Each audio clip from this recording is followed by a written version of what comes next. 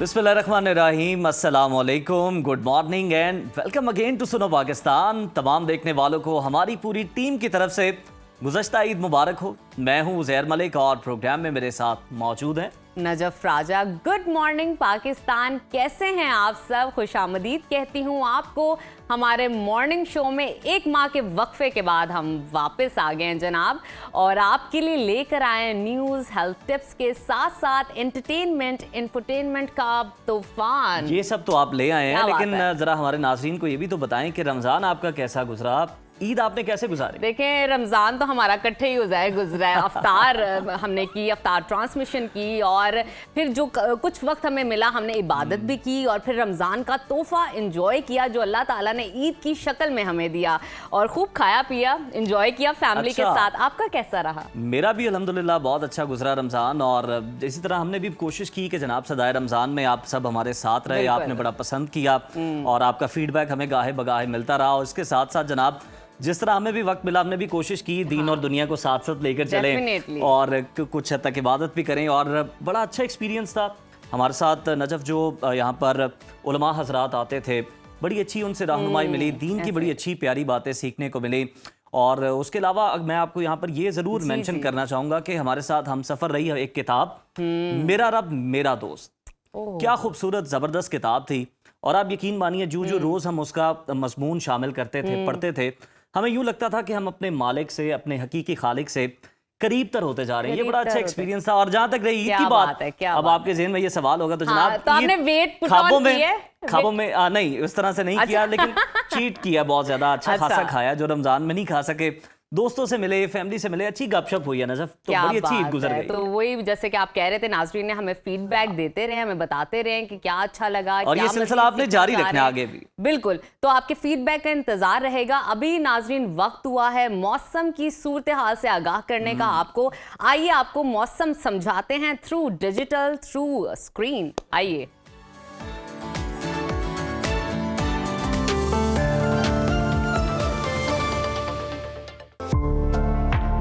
आज मुल्क के बेशतर इलाकों में मौसम खुश्क और मैदानी इलाकों में गर्म रहने का इम्कान है। ताहम गिलगित बल्तिस्तान, खैबर पख्तूनख्वा, कश्मीर और खित्ता पोटोखार में मतला अबर आलूद रहने के अलावा चंद मकामात पर बारिश की पेशगोई भी की जा रही है।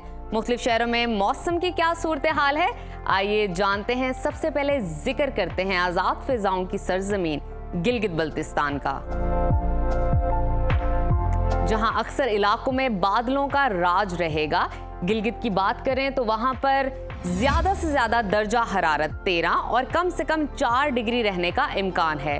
कलों के बादशाह स्कर्दू का जिक्र करते हैं, वहां पर ज्यादा से ज्यादा टेम्परेचर 7 और कम से कम -3 डिग्री रहेगा। मौसम का हाल बताने वालों ने आइंदा 24 घंटों के दौरान गिलगित बल्तिस्तान में चंद मकामात पर बारिश की पेशगोई की है, जिसकी वजह से सयाहों और मकामी अफराद को मुहतात रहने का कहा गया है।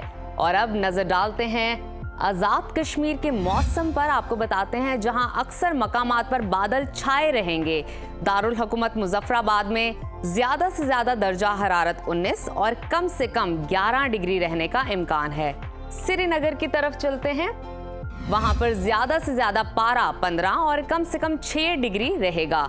महकमा मौसमियात के मुताबिक आइंदा 24 घंटों के दौरान आज़ाद कश्मीर के कुछ इलाकों में तेज हवाओं और गरज चमक के साथ बारिश मुतवक्के है। सयाहों और मकामी आबादी को एहतियाती तदाबीर इख्तियार करने की हिदायत की गई है। और अब रुख करते हैं खैबर पख्तूनख्वा के मौसम की तरफ, जहां अक्सर इलाकों में मौसम खुश्क रहेगा, जबकि चंद इलाकों में बादल बरसने की भी उम्मीद है। दारुल हुकूमत पेशावर का तस्करा करते हैं, वहां पर ज्यादा से ज्यादा दर्जा हरारत 25 और कम से कम 15 डिग्री रहने का इम्कान है। पाकिस्तान के स्विट्जरलैंड की तरफ चलते हैं, यानी कि सवात की तरफ, वहां पर कम से कम टेम्परेचर 4 और ज्यादा से ज्यादा 8 डिग्री रहने का इम्कान है। महकमा मौसमियात ने आइंदा 24 घंटों के दौरान पेशावर, कोहाट, मानसहरा, चित्राल, दीर, सवात, एबटाबाद समेत दीगर इलाकों में बारिश का इम्कान जाहिर किया है। शहरियों को खराब मौसम के दौरान गैर जरूरी सफर से गुरेज की हिदायत की गई है। और अब कुछ जिक्र कर लेते हैं पंजाब के मौसम का, जहां बेशतर अजला में मौसम खुश्क रहेगा। सूबाई दारुल हुकूमत लाहौर का दर्जा हरारत ज्यादा से ज्यादा 34 और कम से कम 17 डिग्री रहने का इम्कान है। वफाकी दारुल हुकूमत इस्लामाबाद की तरफ चलते हैं। वहां पर पारा ज्यादा से ज्यादा 27 और कम से कम 14 डिग्री रहेगा। मुल्तान में टेम्परेचर ज्यादा से ज्यादा 34 और कम से कम 19 डिग्री रहने का इम्कान है। मौसम का हाल बताने वालों ने आइंदा 24 घंटों के दौरान रावलपिंडी, मरी, गिलियात, अटक, चकवाल, जेहलम और खुशाब में बारिश की तवक्को भी जाहिर की जा रही है। और अब आपके साथ शेयर करते हैं बलूचिस्तान का मौसम। सूबे के बेशतर अजला में मौसम खुश, जबकि जुनूबी अजला में गर्म रहेगा। फलों और मेवों के शहर कोयटा का दर्जा हरारत आपके साथ शेयर करते हैं। वहां पर ज्यादा से ज्यादा टेम्परेचर 26 और कम से कम 11 डिग्री रहने का इम्कान है। महकमा मौसमियात ने आइंदा 24 घंटों के दौरान बलूचिस्तान के ज्यादातर इलाकों में मौसम खुश्क रहने की पेशगोई की है। जुनूबी अजला में तेज और गर्द आलूद हवाएं चलने की भी तवक्को है। और आखिर में आपको बताते हैं सुबह सिंध का मौसम, जहां बेशतर अजला में मौसम गर्म और खुश्क रहेगा। शहर कायद कराची में दर्जा हरारत ज्यादा से ज्यादा 38 और कम से कम 22 डिग्री रहने का इम्कान है। हैदराबाद का जिक्र करते हैं। वहां पर टेम्परेचर ज्यादा से ज्यादा 43 और कम से कम 23 डिग्री रहने की तवक्को है। महकमा मौसमियात ने आइंदा 24 घंटों के दौरान सिंध के ज्यादातर इलाकों में मौसम गर्म और खुश्क रहने का इम्कान जाहिर किया है।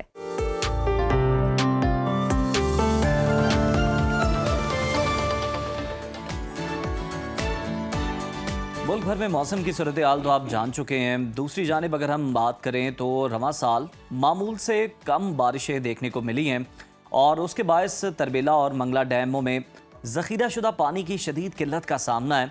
खुश्क साली के बायस फसलें मुतासर होने का खदशा भी जाहिर किया जा रहा है। महकमा मौसमियात के खुश्क साली मॉनिटरिंग सेंटर की तरफ से जारी करदा एडवाइजरी में बताया गया है कि सिंध में 62, बलूचिस्तान में 52 और पंजाब में 38% कम बारिश हुई, जिसकी वजह से सिंध और बलूचिस्तान के जनूबी जबकि पंजाब के मैदानी इलाकों में खुश्क साली की सूरत हाल बदस्तूर बरकरार है। इस तशवीशनाक सूरत हाल में सबसे अहम सवाल ये है कि क्या ये मौसमियाती तब्दीली का नतीजा है या फिर हम आबी वसाइल के बेहतर इंतजाम में नाकाम हो रहे हैं।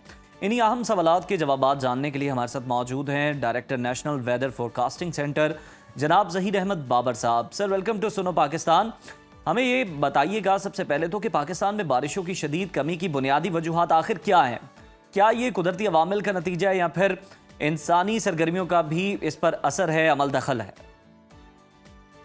देखें, ओवरऑल अगर देखा जाए तो पूरी दुनिया जो है वो क्लाइमेट चेंज के एक दौर से गुजर रही है, जिसमें एक्सट्रीम वेदर इवेंट्स जो है हम देख रहे हैं कि ज़्यादा हो रहे हैं। एक्सट्रीम वेदर इवेंट्स ना सिर्फ बारिशों की ज़्यादा होने की सूरत में बल्कि बारिशें कम होने की सूरत में भी हम उसको देख रहे हैं। पाकिस्तान में आप देखें कि पिछले चंद सालों के अंदर हमने एक्सट्रीम रेनफॉल्स देखी हैं। उसमें ग्लेशियल और ग्लोफ के इवेंट्स हैं, ग्लेशियल लेक आउटबर्स्ट फ्लड्स के हैं, फिर हीट वेव्स हैं। अब हम देख रहे हैं कि पिछले चंद महीनों में ख़ास तौर पे जो विंटर का महीना था, दिसंबर, जनवरी और इवन एंड ऑफ फरवरी तक हमारे पास विंटर रेनफॉल्स जो हैं वो कम हुई, जिसकी वजह से ड्राउट कंडीशंस जो हैं वो डेवलप हो गई थी, ख़ास तौर पर बलूचिस्तान के इलाकों में और सिंध के इलाकों में, जहाँ पे काफ़ी हद तक बिलो नॉर्मल रेनफॉल्स जो हैं वो हुई थी, जिसकी वजह से ड्राउट कंडीशंस जो हैं डेवलप हो गई हैं। तो ओवरऑल अगर हम देखें तो इसमें दोनों अवामिल शामिल हैं। एक तो जो नॉर्मल क्लाइमेटिक पैटर्न्स हैं वो चेंज हो रहे हैं, और दूसरा ये है कि हम शायद जुडिशियस यूज़ ऑफ वाटर जो है उसको नहीं कर रहे, जिस हमें प्रॉपरली पानी का इस्तेमाल करना चाहिए। शायद अब वो हम बेहतर तौर बिल्कुल पे ठीक। हमारे पास अच्छा ज़हीर, स्पेसिफिकली हमें ये बताइएगा, क्या आने वाले दिनों में पाकिस्तान के किसी इलाके में बारिशों का इम्कान है और बारिशों की मुतवक्का शिद्दत क्या होगी उस वक्त पे, और क्या पानी के ज़खायर में बेहतरी आ सकेगी? इस वक्त तो सिर्फ आज के दिन जो है वो बारिश के एक्सपेक्टेड है, वो भी सिर्फ मुल्क के बालाई हिस्सों में, कश्मीर में, गिलगित बल्तिस्तान के इलाकों में, खैबर पख्तूनख्वा के बालाई पहाड़ी इलाकों में और पठवा रीजन में। ये बड़ी लाइट रेनफॉल है। ओवरऑल क्लाउडी रहेगा, टेम्परेचर थोड़े से बेहतर हो जाएंगे, लेकिन कल से फिर जो है वो टेम्परेचर राइज कर जाएंगे। और गर्मी की शिदत में इजाफा हो जाएगा। तो ऐसा कोई सिग्निफिकेंट इफेक्ट जो है वाटर रिजर्वायर्स पे नहीं आएगा। वाटर रिजर्वायर्स पे जो आता है वो मई के महीने में जब टेम्परेचर ज़्यादा होते हैं तो स्नो मेल्टिंग स्टार्ट हो जाती है। जी। उसकी वजह से इंडस जो है, इंडस के रिजर्वायर्स बेहतर होना शुरू हो जाते हैं। और बाद जहाँ फिर जब मानसून सेटल हो जाती है 15 जून के बाद, फिर अच्छी रेनफॉल्स हमारे पास जुलाई और अगस्त में होती हैं। उस वक्त जो है वो सारी चीज़ें जो हैं वो रिचार्ज हो जाती हैं और हमारे पास वाटर जो है वो अच्छी तरह अवेलेबल हो जाता है। अच्छा सही तो साहब, फिलहाल क्या जब भी हम देखेंगे इतना वाफर टेम्परेचर पानी आ rise सकता है कि करेगा। आप देखें कि तरबेला और मंगला डैम में पानी की सतह जो है वो खतरनाक हद तक कम हो चुकी है? क्या ये बहरान थम जाएगा इन बारिशों से? और इसके अलावा ये भी बताइएगा कि ज़रूरी शोबा और आम आदमी की ज़िंदगी कितनी मुतासर होगी तब तक अगर जब तक ये बारिशें नहीं हो जाती, डैम भर नहीं जाते? देखिए ओवरऑल तो अभी नेगेटिव इम्पैक्ट है, बारिशें कम हुई हैं, उसकी वजह से वाटर अवेलेबिलिटी जो है वो किसी हद तक जो है वो अंडर स्ट्रेस है। तो जो भी पानी अवेलेबल है उसको हम जुडिशियसली यूज़ करें। जो वाटर अवेलेबिलिटी बेहतर होती है वो मानसून सीज़न के अंदर होती है या मानसून सीज़न से पहले जब जो वाटर जो है हमारे पास स्नो मेल्ट की सूरत में आना शुरू होता है, उससे पहले जो है वो टेम्परेचर राइज होते हैं। तो अभी हमारे पास वो पीरियड आएगा जिसके अंदर टेम्परेचर जो है वो राइज करेंगे, ख़ास तौर पे हमारे मैदानी इलाकों में। इस वक्त मैदानी इलाकों में अगर ओवरऑल देखा जाए, ख़ासतौर पर पंजाब के मैदानी इलाकों में, तो गंदम तैयार है। तो गंदम के वक्त जब तैयार हो रही होती है उस वक्त हमें टेम्परेचर की बेहतर जो टेम्परेचर ज़्यादा चाहिए होते हैं, बारिश की ऐसा इतनी ज़्यादा सिग्निफिकेंट ज़रूरत नहीं होती। लेकिन जब गंदम की कटाई हो जाएगी उसके बाद फिर जो है जब चावल की बुवाई का वक्त आएगा तो उस वक्त बारिश की सूरत हाल में ज़्यादा पानी की ज़रूरत जो है वो बिल्कुल होगी। ठीक। तो ज़हीर overall ज़रा अगर क्विकली देखें हमें तो इस वक्त बताइएगा water stress में से हैं, खुश्क साली के हवाले से मानसून अगर हम सीजन में water पूछें availability आपसे जी। तो खुश्क साली के बढ़ते हुए खतरे के पेश नज़र हुकूमत और अवाम को क्या एहतियाती तदाबीर इख्तियार करने की ज़रूरत है फ़िलहाल? देखिए ओवरऑल तो अगर हम देखें तो हर सेक्टर में जो पानी की जुडिशियस यूज़ है उसको हमें जोर देना चाहिए कि पानी जो भी अवेलेबल है, ख़ास तौर पे जो इरिगेशन के लिए अवेलेबल है, जो हमारे पास मॉडर्न टेक्निक्स हैं इरिगेशन की, फ्लड इरिगेशन की तरफ ना जाएं। जो मॉडर्न टेक्निक्स हैं उसको ड्रिप इरिगेशन है या और दूसरी टेक्निक्स हैं उनको यूज़ करने की कोशिश करें। जो घर पर में इस्तेमाल कर रहे हैं उसके अंदर पानी जो है उसको जुडिशियस यूज़ करें। तो फिर हम एक बेहतर सूरत हाल की तरफ जा सकते हैं जब तक हमारे पास पानी जो है वो वाफर मिकदार में अवेलेबल नहीं हो जाता। बिल्कुल ठीक है। ज़हीर साहब, ज़रा ये भी बता दीजिएगा कि पाकिस्तान में आबी वसाइल के तहफ़्फ़ुज़ के लिए आप क्या समझते हैं, कौन से फ़ौरी इक़दाम हैं जिनकी हमें बहुत ज़रूरत है ताकि हम इस तरह के बहरानों से बच सकें अगर मुस्तक़बिल में भी बारिशें कम होती हैं? सबसे पहले तो हमें लोगों को इस तरफ आगाही देने की ज़रूरत है कि क्लाइमेट चेंज जो है वो एक हकीकत है और आइंदा आने वाले सालों में भी हमें वाटर की अवेलेबिलिटी की तरफ जो है, वाटर की यूजेज की तरफ हमें एक बेहतर इक़दाम करने की ज़रूरत है। तो जब तक एक आम लोगों को ये आगाही नहीं होगी, हमारे फार्मर्स को आगाही नहीं होगी, हम लोग एक आम आदमी जो घरेलू इस्तेमाल के लिए पानी इस्तेमाल कर रहा है उसको आगाही नहीं होगी कि क्लाइमेट चेंज एक हकीकत है और जिस तरह हम चंद साल पहले तक पानी को बेदरीके इस्तेमाल करते थे, शायद वो सूरत हाल आइंदा आने वाले सालों में हमें अवेलेबल ना हो। तो सबसे पहले आगाही की ज़रूरत है लोगों को क्योंकि ये विन विन सिचुएशन उसी वक्त हो सकती है जो गवर्नमेंट इक़दाम उठाती है पानी की अवेलेबिलिटी के हवाले से, वाटर के रिसोर्सेज को बढ़ाने की सूरत में, वो उसी वक्त हो सकती है जब आवाम भी उसके साथ इस्तेमाल जब कर रहे हों तो उसको बेहतर तौर पे पानी को वो इस्तेमाल करें और उसका जो बेदरेग इस्तेमाल है उससे गुरेज करें। बिल्कुल ठीक है, बहुत शुक्रिया। ज़हीर अहमद बाबर साहब, डायरेक्टर महकमा मौसमियात, हमारे साथ ही बता रहे थे कि आने वाले दिनों में बारिशों की क्या सूरत हाल हो सकती है और इस वक्त जो डैमों में पानी की सतह कम हो गई है और हम इस चैलेंज से किस तरह से निपट सकते हैं। और ऑब्वियसली क्लाइमेट चेंज है और ये बड़ा सीरियस इशू है और लोगों को भी इसको बड़ी संजीदा लेने की ज़रूरत है और पानी का जो इस्तेमाल है वो आपको बड़ा मुनसिफाना और बड़ा देखभाल कर करना चाहिए। और इसके साथ साथ जैसे क्लाइमेट चेंज की अवेयरनेस है, इन्फॉर्मेशन है, सबसे ज़्यादा तो ये ज़रूरी है कि आपको इसके बारे में अवेयरनेस हो, इन्फॉर्मेशन हो, पता हो, ताकि आप अपने लिए मज़ीद एहतियाती तदाबीर इख्तियार कर सकें। तो नाज़रीन, अभी वक्त हुआ है छोटी सी ब्रेक का, आपने कहीं नहीं जाना क्योंकि ब्रेक के बाद बहुत सारा कुछ है आपके लिए, तो स्टे विद अस। प्रोग्राम में आपको दोबारा से खुश आमदीद कहते हुए बताएं कि ईद तो गुजर गई है और अब इंतज़ार हो रहा है उस नई सियासी तहरीक का जिसका अपोजिशन जमातें काफ़ी अरसे से महज ऐलान ही करती आ रही हैं, जिसमें तहरीक इंसाफ है जो कि तहरीक तहफ़्फ़ुज़ आइन के साथ मिलकर हुकूमत के ख़िलाफ़ एक मौसर तहरीक चलाने का ऐलान कर रही है। लेकिन इसमें एक बड़ी रुकावट JUIF का उस ग्रैंड अलायंस में शामिल ना होना है। जी हाँ, PTI की कोशिश है कि JUIF को इस तहरीक का हिस्सा बनाया जाए, क्योंकि मौलाना की जमात में अफरादी कुव्वत के अलावा तवील अरसे तक एहतजाज करने की सलाहियत दूसरी जमातों से ज़्यादा है। लेकिन इस हवाले से मौलाना फजलुर रहमान PTI से मुज़ाकरात के बावजूद कोई वाज़ेह कमिटमेंट नहीं दे रहे। कल के रोज़ हमने देखा कि वज़ीर आला खैबर पख्तूनख्वा अली अमीन गंडापुर की अडियाला जेल में बानी PTI से 2.5 घंटे के करीब मुलाकात हुई, जिसके बारे में ज़रा ये दावा करते हैं कि इमरान खान ने वज़ीर आला और बैरिस्टर सैफ को इस्टेब्लिशमेंट से मुज़ाकरात की इजाज़त दे दी है। लेकिन PTI इन खबरों की तरदीद करती हुई हमें दिखाई दे रही है। दूसरी जानिब हुकूमत मुतमिन है कि वो अपनी कारकर्दगी और कानून साजी से अपने पैर जमा चुकी है और अब इसे ऑपोजिशन के किसी एहतजाज से फौरी तौर पर ख़तरा नहीं। लेकिन अब यहाँ कुछ अहम सवालात पैदा होते हैं कि क्या सियासी इस्तेहकाम के बगैर हुकूमत खुद के मजबूत होने का दावा कर सकती है। इसी तरह PTI एक तरफ एहतजाज तो दूसरी जानिब मुज़ाकरात का इंदिया देकर ताकतवर हलकों से अपने लिए कुछ हासिल कर सकती है। और इसके साथ साथ अगर आपको बताया जाए कि मौलाना के बगैर ऑपोजिशन अलायंस के एहतजाज की क्या हैसियत होगी, इन तमाम मौज़ूआत पर गुफ्तगू करने के लिए इस वक्त हमारे साथ मौजूद हैं सीनियर सियासतदान दानियाल अजीज़ साहब। बहुत शुक्रिया दानियाल साहब आपके वक्त का। सबसे पहले आपसे जानना चाहूँगी कि आपके ख्याल में मौलाना फजलुर रहमान की वाज़ेह कमिटमेंट के बगैर ऑपोजिशन अलायंस और इस वक्त एक मौसर हुकूमत मुखालिफ तहरीक चलाने के लिए कितनी तैयार है? जी, मेरे ख्याल में अभी तक तो किसी किस्म की बात तय नहीं हुई है और ये मैं आपको बता दूं कि इसमें कोई शक नहीं है कि PTI के पास इंतहाई दर्जे के शानदार वर्कर हैं, जो कुर्बानी देने वाले हैं, जो हिम्मत करने वाले हैं, जिन्होंने साबित किया बार बार कि वो सामने आने की कुव्वत भी रखते हैं। लेकिन मुझे अफसोस ये कहना पड़ता है कि इनकी जो लीडरशिप है, बशमूल जो 804 साहब है, उन्होंने इनको बार बार न सिर्फ लेट डाउन किया है बल्कि मिसगाइड किया है और उनको इतनी मुश्किलात में डाला है, जिसमें बजाय कि उनको इस बात का एहसास हो कि वो कितने मुनज़्ज़म है, कितने पुरअज़्म है, उनको ये एहसास हो कि वो एक फेल्ड तरीका का हिस्सा बनते जा रहे हैं। तो ये मेरे ख्याल में उनके सारे जज्बों के ऊपर पानी फेर दिया गया है। तो ये लीडरशिप की जो है ना फुदान है। और दूसरी बात ये है कि ये लीड भी नहीं कर सकते हैं पाकिस्तान को। अगर आप एक एशियन टाइगर बनाना चाहते हैं तो आपके पास वो तमाम होने चाहिए। जब आप टीवी पे आप ये कह देते हैं कि मुझे तो डॉलर का रेट टीवी पे पता चलता है, मैं तो यहाँ आलू टमाटर का रेट तय कर रहे हैं, और तो इसमें फिर आप दानियाल साहब की आवाज़ हम तक सही नहीं पहुंच पा रही है। हम इस मसले को रिजॉल्व करवाते हैं, हम दोबारा आपसे रब्ता करते हैं।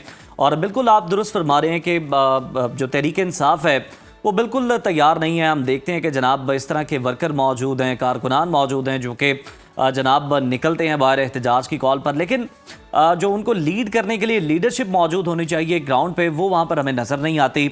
और फिर उसकी वजह से हम देखते हैं कि कारकुनान जो हैं वो फिर गिरेबान भी पकड़ते हैं अपने रहनुमाओं के कि जनाब हम तो वहाँ पर मौजूद थे और हमने हर किस्म का तशद्दुद भी सहा, लेकिन आप लोग वहाँ पर मौजूद नहीं थे। तो बिल्कुल अगर तहरीक इंसाफ चाह रही है कि वो भरपूर तरीके से हुकूमत को टफ टाइम दे, एहतजाज करे, तो उसके लिए फिर ये है कि अपने जो रहनुमा हैं उनसे भी हेल्प लिए जाएं कि जनाब वो फिर भागेंगे नहीं।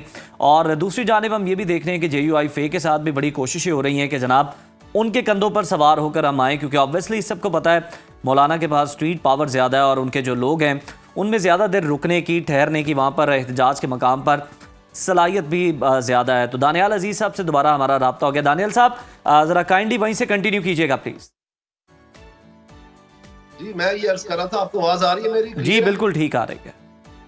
अच्छा, मैं आपसे ये अर्ज कर रहा था कि इसमें कोई शक नहीं कि PTI के पास एक बड़ी शानदार और पुरअज़्म वर्करों की जो है एक पूरी नफली है, लेकिन उसमें अफसोस से मुझे कहना पड़ता है कि इनकी जो लीडरशिप है उन्होंने बार बार उनको एक ऐसे मुश्किलात में डाला जिसमें कोई पॉसिबिलिटी नहीं थी कि वो कामयाबी से हमकनार कर सके, और उनको बजाय कि ये एहसास दिलवाएं कि वो कितने मतलब कारआमद हैं, उनको ये एहसास दिलवाए बेसिकली कि वो फेलियर है। मेरे ख्याल में ये लीडरशिप की फेलियर है कि उनको तबाह शिकस्त तो रेत कर दिया और अब कह रहे हैं कि जी आप दोबारा करें। इसमें कोई समझ नहीं आ रही इनकी लीडरशिप को। इनकी बहन कभी एक बयान देती है, इनकी मोहतरमा जो बीवी है वो कभी एक बयान देती है, इनके सेक्रेटरी जनरल साहब एक बयान देते हैं, इनके चीफ मिनिस्टर एक बयान देते हैं।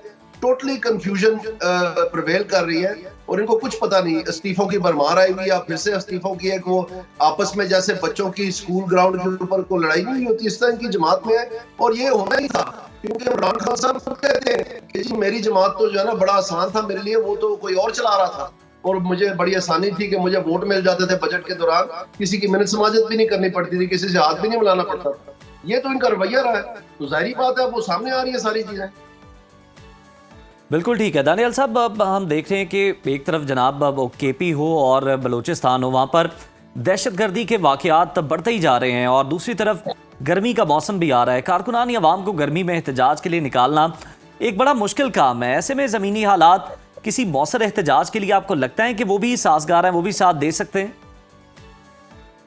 जी मेरे ख्याल में इसमें वाज़ेह तौर पर जो मौलाना साहब के साथ जैसे कि इनकी लीडरशिप, पीटीआई की लीडरशिप की आदत है, उन्होंने इतनी धोखेदही से बात की है, इतनी दफा उनको दगा दिया है कि वो डसे हुए हैं। वो उन्होंने बार बार इस चीज का इजहार भी किया है। वो कहते हैं कि आप तो महज हमें इस्तेमाल कर रहे हैं कि जो पेशावर में आपने मुज़ाकरात करने की कोशिश की एस्टेब्लिशमेंट के साथ, जिसमें इनके चेयरमैन जो है गौहर साहब और इनके चीफ मिनिस्टर जो है बकायदा जाके तो आर्मी चीफ के साथ उन्होंने कोशिश की कि जी हमारी 2 मिनट बात सुन लें।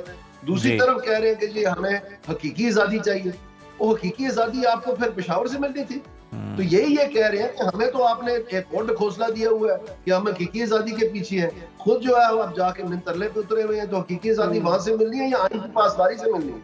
तो ये इनकी पुरानी आदत है, यू टर्न के मास्टर है इनके लीडरशिप। और मेरे ख्याल में अफसोस से मुझे कहना पड़ता है, इतनी पढ़ी लिखी और इतनी अच्छी वर्करों की जो तादाद है इनके पास, उसमें कोई शक नहीं है। और वो बकायदा एक चाहते हैं नया पाकिस्तान, जिसमें पाकिस्तान की मईशत बेहतर हो, जिसमें उनकी नौकरियों के मौके हो, जिसमें महंगाई ना हो। लेकिन कदम कदम मोड़ मोड़ पे जो है इनको शिकस्त और रेख करवाने में पेश रही इनकी लीडरशिप। और हर जगह इनका कीमा बनाने के लिए तैयार होते हैं फौरन के इनको फेंक दे सबके आगे, जबकि दर हकीकत इनकी अपनी फेड पॉलिसीज की वजह से वो इस नौबत तक पहुंचे।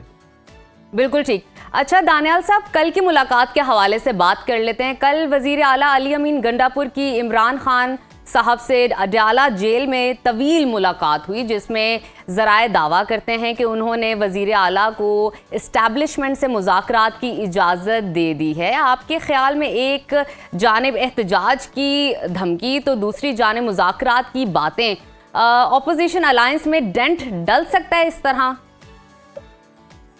जी इसमें जाहिर बात है कि मैं आपको पहले ही बता रहा हूँ कि जो इनके सारे साथी हैं वो इनसे यही मुतालबा कर रहे हैं कि आपने हमें तो कुछ और पट्टी पढ़ाई हुई है और खुद जो है आप पिछले दरवाजे से जाके मुज़ाकरात कर रहे हैं। इसका मतलब है हमें सिर्फ आप इस्तेमाल कर रहे हैं कि आपके मुज़ाकरात जब तक कामयाब हो रहे हैं आपने काट के हमें साइड पे फेंकना है। और यही मैं कहता रहा हूँ और यही इनका इरादा है और यही इनकी आदत रही है। ये अब दोबारा से ढूंढ रहे हैं एम्पायर की उंगली। तो अब ये खड़े हुए ना अपनी मकबूलियत के सर पे, आप पाकिस्तान में क्या मुज़ाकरात करने हैं? इन्होंने क्या ये मुज़ाकरात करने हैं कि गंदम की कीमत सही अदा होनी चाहिए काश्तकार को? क्या उन्होंने ये मुज़ाकरात करने हैं कि जो महंगाई का रेला आ रहा है उसके जो है इक़दाम होने चाहिए? क्या उन्होंने ये मुज़ाकरात करने हैं कि बिजली के बिल की कमी जो आपसे नहीं हुई है उसका रास्ता ये है? और हम आपको बताते हैं कि किस तरह से 8, 10, 11 रुपए की फी यूनिट करनी हो सकती है। क्या मुज़ाकरात करने हैं इन्होंने? वही कि अब भी बहन ने प्रेस कॉन्फ्रेंस करनी है या बीवी ने प्रेस कॉन्फ्रेंस करनी है या इनका ओहदेदार कौन है, ये मुज़ाकरात करने हैं इन्होंने? क्या मुज़ाकरात करने? बिल्कुल सही दानियाल साहब, आप बड़ी दुरुस्त निशानदेही कर रहे हैं कि अगर मुज़ाकरात करने भी हैं तो अपनी ज़ात के लिए करने हैं, खुद के रिलीफ के लिए करने हैं, आवाम को रिलीफ दिलवाने के लिए नहीं होंगे। सर अगर हम गुज़श्ता 1 साल के देखें रिकॉर्ड को तो अपोजिशन की हुकूमत मुखालिफ जितने एहतजाज थे सारे बुरी तरह नाकाम हुए। अगर ये एहतजाज भी अगर अपोजिशन शौक पूरा कर लेती है, नाकाम हो जाता है, तो क्या फिर हुकूमत के लिए रावी चैन ही चैन लिखेगा? हुकूमत आराम से अपने 5 साल पूरे करेगी, कोई परेशानी नहीं होगी?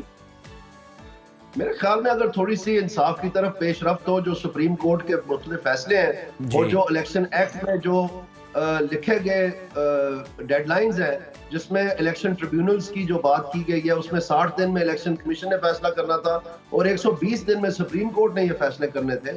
उसमें अगर ये जो लुक बिजी डू नथिंग, बड़े बड़े बुर्ज, जो निकम्मों की फौज जफर मौज भर्ती की हुई है कैबिनेट में, अगर एक दो को थोड़ा सा इंसाफ मिल जाए, ये फॉर्म 47 वाले जाहिर हो जाए, तो बहुत हद तक मेरे ख्याल में मामला जो है वो चल निकलेंगे कि ठीक है जी इंसाफ की घड़ियां शुरू हो गई, अब हम बैठ। और साथ में इनको यहाँ पर जो बाबे बैठे हुए हैं जिन्होंने बार बार पाकिस्तान का सत्यानाश करने में किरदार अदा किया है, इनको साइड पे करें ताकि पाकिस्तान में कोई नया सोच आ सके, कोई नए लोग आगे आ सके और पाकिस्तान को किसी परवान चढ़ा सके। ये तो ट्राइड एंड टेस्टेड एक डेड एंड है। जहां पर हमें पता है कि इनसे कुछ नहीं होना, और वही पता चल रहा है ना बिजली में, ना एफबीआर में, ना ये टैक्सेशन में, ना फिर फॉरेन डायरेक्ट इन्वेस्टमेंट। सर ये ऐलान तो हम सुन रहे हैं ना दानियाल साहब के, वो बड़ा ऐलान आने वाला है बिजली की कीमतों में कमी का, उस पे भी कोई आईएमएफ मोतरस तो नहीं हो जाएगी? कुछ भी नहीं है जी, ये एक जेब में हाथ डाल रहे हैं चोरी करने के लिए और दूसरी जेब में 4 रुपए डाल रहे हैं। ये जो पीडीएल है 10 रुपए इन्होंने जो कम करनी थी वो नहीं की पेट्रोल की कीमत, और वो पैसे 180 अरब जो है वो दूसरी जेब में डाल के ऐसे ही अपना सस्ती शोहरत हासिल करने की कोशिश कर रहे हैं। ये एक और चेपी है।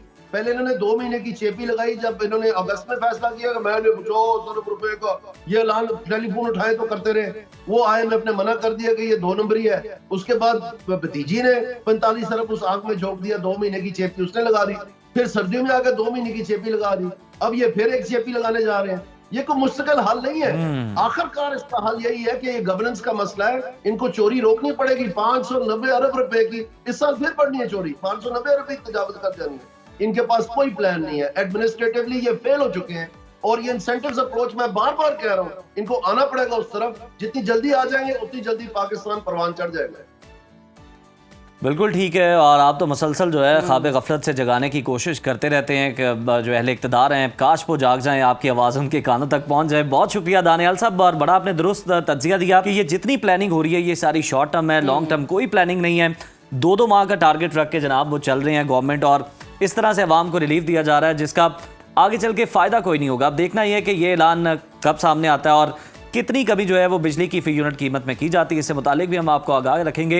यहाँ वक्त हुआ है ब्रेक का, आप देखते रहिए सुनो पाकिस्तान। अब खबर शामिल कर लेते हैं खेल के मैदान से, जहाँ से अच्छी खबरें आने का सिलसिला ताहाल मुनक़ता है जनाब। गुज़श्ता रोज़ न्यूजीलैंड ने 3 एक रोज़ा मैचेस की सीरीज़ के दूसरे मैच पे पाकिस्तान को 84 रन से हराकर सीरीज़ अपने नाम कर ली। कीवीज विकेट कीपर मिचेल की बात करें तो उन्होंने 78 गेंदों पर नाकाबिले शिकस्त 99 रन बनाए। अपनी इनिंग के अंदर उन्होंने 7 छक्के और 7 चौके लगाए। 292 रन्स के हदफ का ताक़ुब करते हुए कौमी टीम 208 रन्स ही बना सकी और पूरी टीम आउट हो गई। मैच में पाकिस्तानी बैटर्स बुरी तरह नाकाम हुए और 7 खिलाड़ी डबल फिगर में भी दाखिल ना हो सके।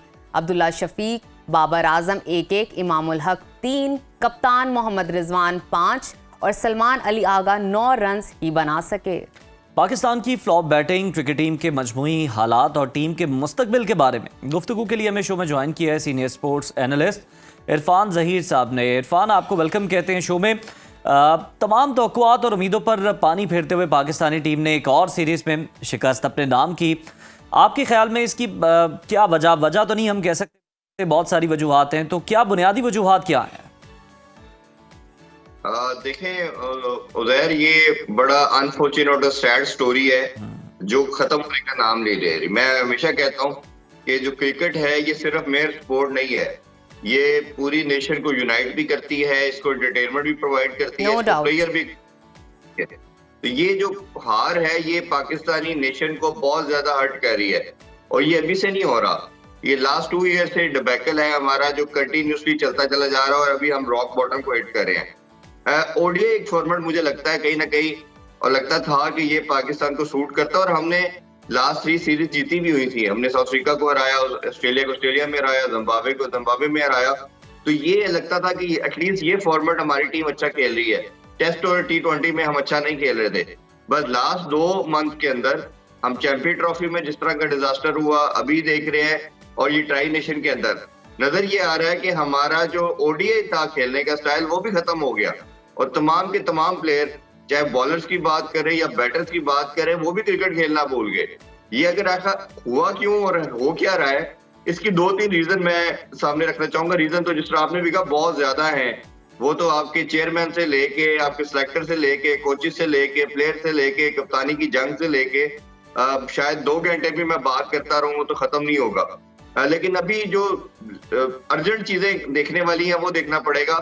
सबसे पहले ये कि जो एक नेपोटिज्म की हम बात करते हैं, फेवरेटिज्म की बात करते हैं, लड़कों को चांस नहीं दिया जाता, अभी भी मुझे लगता है कि बैरियर कायम है काफी हद तक। काफी लड़कों को चांस देने की बात की गई, बट वो कौन सा माइंडसेट है जो साजिद खान को क्रिकेट नहीं खेलने दे रहा? वो क्या माइंडसेट है कि आपने जो चैंपियन ट्रॉफी थी उसके अंदर 4 स्पिनर दुनिया खेल के आ रही थी, आप आधे स्पिनर के साथ गए, क्योंकि जो ब्रार है वो मिस्ट्री स्पिनर है, वो भी प्रॉपर फिंगर स्पिनर नहीं है।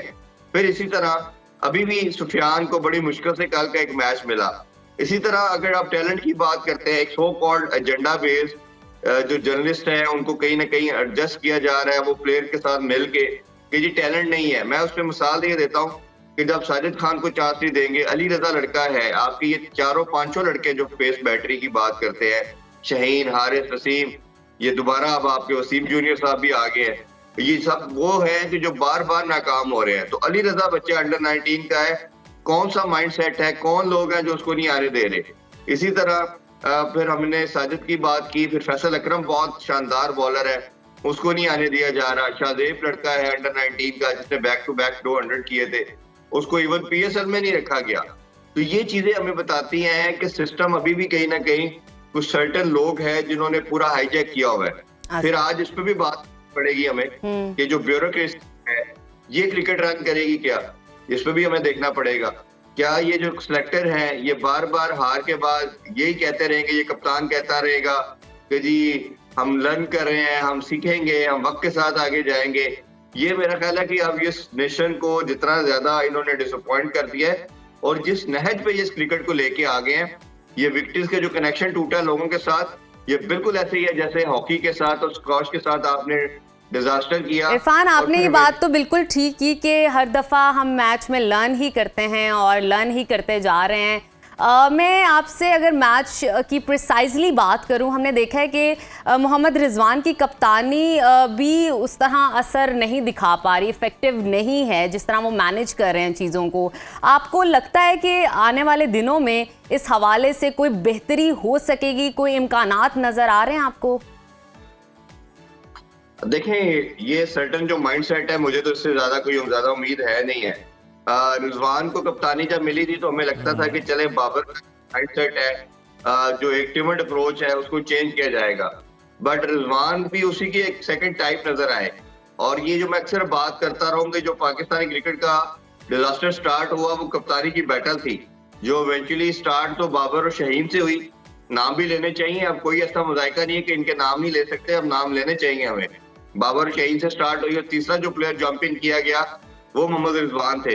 और अपने अपने इन्होंने सर्टेन ग्रुप बना के अपनी पाकिस्तान क्रिकेट को नुकसान पहुंचाया, अपनी जातों को आगे रखा, पाकिस्तान को पीछे रखा, और उसका खमियाजा ये भुगतना पड़ रहा है। पाकिस्तान टीम तो हारी है, अल्लाह की लाठी कहते हैं ना, बेआवाज होती है। इंसाफ का जो जस्टिस का रूल है वो अल्लाह का सबसे बेहतरीन है।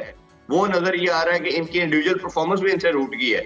बाबर को 580 दिन हो गया, सेंचुरी नहीं की उसने, ठीक है। रिजवान से कोई मैच विनिंग इनिंग्स नजर नहीं आती। बाकी प्लेयर आप देखते चले जाएं, किस किस का नाम लेंगे आप, ठीक है, वो सबसे रन नहीं हो रहे। तो ये बॉलिंग में भी यही स्टोरी है हमारी। आपको एक ओवरऑल अब एक डायसेक्शन चाहिए। जो चेयरमैन साहब एक दो दफा वो जुमला बोल के तो साइड पे निकल जाते हैं कि जी मैं सर्जरी करूंगा, वो सर्जरी क्या होनी है। आप जब ब्यूरोक्रेसी की मैं बात कर रहा था, आपका ये दायरा पहले ही आपने पोलिटिसाइज कर दिया हुआ है। मैं खुद पॉलिटिकल बेसिस के ऊपर आते हैं। अब वो कहते हैं ना, right person for right job, तो ब्यूरोक्रेसी आके सारा मामला देखेगी। इरफान, सर्जरी का वो वेट इसलिए तो नहीं कर रहे कि अभी अगर आधा है तो पूरा धड़ जो है वो पूरी तरह मफलूज हो जाए, उसके बाद जनाब वो कोई सर्जरी करेंगे? यार इससे ज्यादा क्या मफलूज हो सकता है? आप मुझे बता दें, पाकिस्तानी क्रिकेट को क्या मफलूज किया जाता है? उन्हें लग रहा होगा ना कि शायद अभी कोई कसर बाकी है, अभी काम चल सकता है। नहीं, अभी नहीं चल सकता, इससे ज्यादा नहीं चल सकता। आप देखें, ये बड़ी टीमों को तो छोड़ दे आप, ये 2 साल अमेरिका से भी आ रहे हैं, अपने घर में व्हाइट वॉश हुए, बांग्लादेश से भी, थाईलैंड से भी हारे, आप अफगानिस्तान से भी हारे। इरफान साहब, बिल्कुल ये सारी कारकर्दगी सबके सामने, जरा लास्टली इस पर कमेंट कर दीजिएगा कि जरा सी हम देखते हैं कि बॉल स्विंग हो रही हो या फिर बाउंसी पिचेस हो, तो हमारे जो प्लेयर्स थोड़ा बहुत खेल रहे होते हैं तो वो बिल्कुल ही परफॉर्म करना भूल जाते हैं। इसकी क्या वजह? इसके लिए क्या ट्रेनिंग नहीं है इनकी? देखिए, ये सारे लड़के चौथा 5वां टूर कर रहे हैं न्यूजीलैंड का, ये कोई एलियन कंडीशन नहीं है।